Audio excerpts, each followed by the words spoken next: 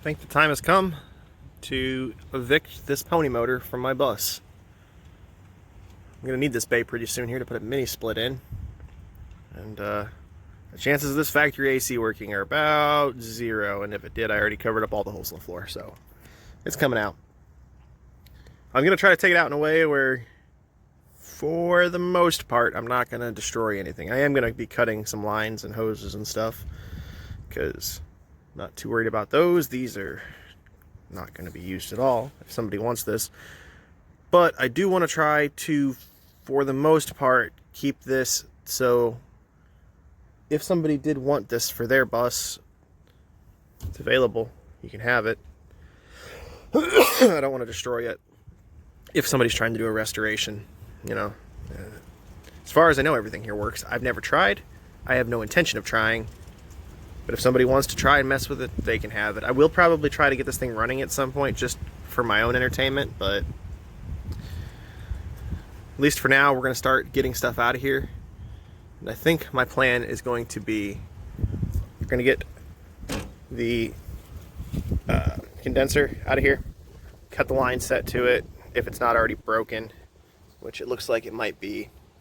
We'll get that out of the way here because it does swing out, but it'll give us quite a bit more access to get in here. Then I'll probably try to separate the cooling pack up here. So the radiator's in here, the shroud, get rid of all this wiring, everything off the front. Then get it down to just the bottom skid and the engine and compressor. Get everything disconnected and get it so that hopefully we can just hook up to it and pull it right out of here. Not gonna be able to get an engine hoist in there. We might be able to get the tractor in, or depending on how easily it slides, I might just hook a chain to it and kind of pull it out of there, and then we'll get it with the tractor once it's out of the bus. But we've already been in the high 70s, 80s are coming, so I want AC, so this is gonna have to go away. Alright, so we've got the condenser out. The thing is heavy, but it's held in with 2 bolts on this bracket right here, and the bottom has a pin that goes through the floor. So once you unbolt it, you kind of just lean it out. The pin comes out of here. Went ahead and cut the lines on it. There was absolutely no refrigerant in the system. Probably hasn't been in my lifetime. So that's good. Next up here, probably start seeing about getting that cooling pack drained. Then we'll get the hose that goes up through the floor there disconnected and off. There's a bunch of wiring here. Looks like they all use like aircraft style connectors, so we'll get those disconnected and off. We've got fuel lines here. Just try to work our way through, and any of the stuff that hooks to the outside of this skid, get it removed. And we'll see about getting the skid slid out of here. And I'll be pretty happy then. Huh. It actually has coolant in it. I don't know why I'm impressed by that. I just assumed it was empty. Glad I checked. Alright, you guys are going to have to deal with some wind today. It's starting to get pretty windy out here. We got another storm rolling in. Went ahead and cut the wire right here that goes to the solenoid for the throttle. I left the wire hanging off of it. I cut the coolant line off that goes, which I actually tried to undo it, but it wouldn't come off, so I just went ahead and cut it. Through the rubber hose that goes up to the tank up here. Still got a hole stabbed in that hose because it didn't want to come off. Probably going to work on getting the exhaust disconnected where it drops through. Right there next. There's a bunch of stuff down here, but I'm just getting it ready to slide out of here. I'm trying to only cut stuff that's going to be replaced if somebody wants to use this, if this ends up being a good core for a restoration. I can't bring myself to just, you know, sawzall mounts off and just yank it. I mean, it'll probably get yanked out with the Argo or something. No, I guess it's actually not an Argo. We found out that's a Swamp Fox.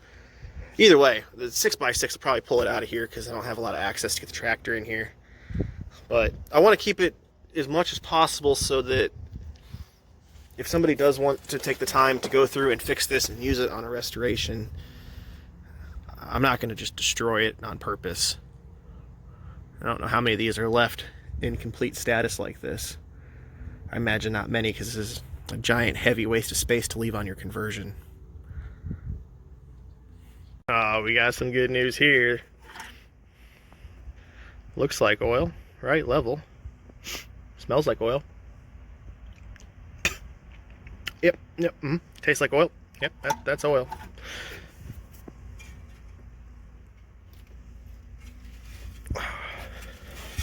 Oh, it's even got some type of compression.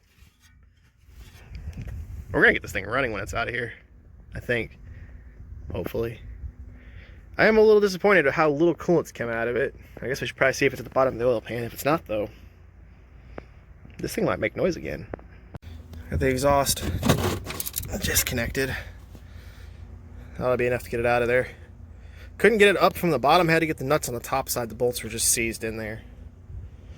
But it's off. I still have spacer and the piece that comes down out of the bottom, so if for some reason you want a quiet exhaust, I guess you could put a muffler on there. I don't know why anyone would want that though. I think from what I can see, other than this connector right here, which is tight, I have the tool to remove those, but I imagine it's gonna be too seized for it to grab, so we'll probably just end up having to put a pair of Cobras or something on it. We gotta get that connector off. I think everything on this end's disconnected. I think everything else is over there where the battery box and all that stuff is. So here's some more of that. We're into the next bay. So this hose down here we cut is the one that goes to the front. This one is right out of the top of the compressor, so that line set is there. Heading forward into this bay. Now, those are my stacked heater cores right up in the front there. In the center there, you see the evaporator core for the AC. A hell of a mess of an expansion valve right there. But in this bay, we've got some wires that we need to disconnect that are going back to the AC there. Sorry, I'm just looking at this stuff, seeing what I got here. So 2 wires down there, I'll probably just snip those. Go ahead and unhook the big cable right there that's coming in. That AC line. Oh, are you kidding me? No wonder it has nothing in it. Somebody's got a barbed fitting and some... That's not how you fix AC. That explains why there's no charge in the system. Anyway, we're gonna get this line out here. We're gonna cut it. It's junk. Somebody's spliced it with hose clamps and a barb fitting because... Anyway, then we'll go through here and take apart what we have to get this side trimmed down, because where it bends out there, it's not going to fit past here. I need it to be pretty straight when it pulls.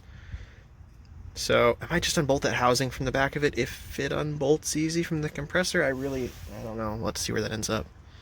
But we got some more stuff to unhook over here at least, and then I still got to get that fuel line down there disconnected.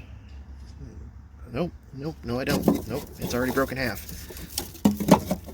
It's broken more than half apparently. You don't need fuel lines. It's a hybrid. At least it is now. Yep, alright. Well, more disconnecting to go.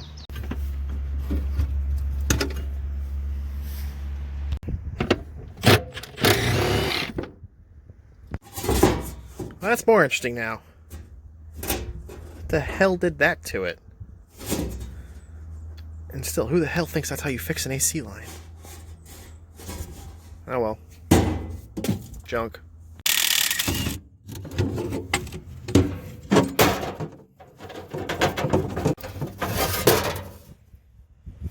Well, we'll set that in the parts pile.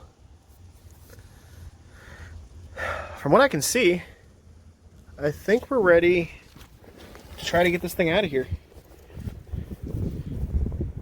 But I also have no idea how these are in here. So I see 2 3/4 bolts right down here that are running in long ways. I don't know how long they are or where they go, but I don't see anything come through the bottom, so I'm assuming this thing is bolted in that way, because I don't see anything coming up through the floor to mount it. So I'm assuming it goes backwards in there. But those bolts hold it to something. Maybe. I don't know. Let's try breaking those off and see what happens. Well, it's moving. I got the other one freed up, but actually it's moving pretty good. I should get this one to a point where I get the impact on it.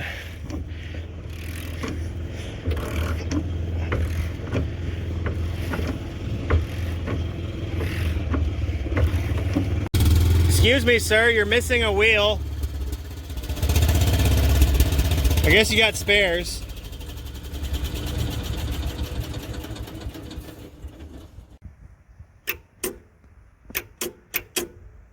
I have the main power wire off, but holy crap, this thing has power.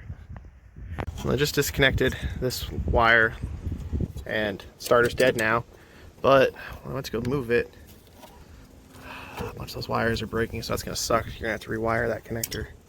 Somebody's gonna have to rewire that connector. But it's there. I got it off in one piece. Pretty shocked with all the corrosion that came out of there that came off. Alright, looks like this needs to come out so we can get our clearance to slide out. But it does have bolts. It's got up there too. So it looks like that does, you know, it is made to be removed so we can slide this whole unit out. So I'll just fight getting these couple loose and we'll get this thing set out of here. Well, we got it out. It wasn't too bad to remove except the dissimilar metal corrosion on this bolt. The seized pretty tight. We had to hammer it around in a circle. Then I got to pry it down some and it's out of there. So I don't know that there's really much left in here that's holding it. That is assuming that I'm right with how these mount, which is kind of a big if because I can't see the backside to see if there's anything holding it. Get my fancy Yokohama engine stand here rolled out there. I think we're ready to get that engine dropped.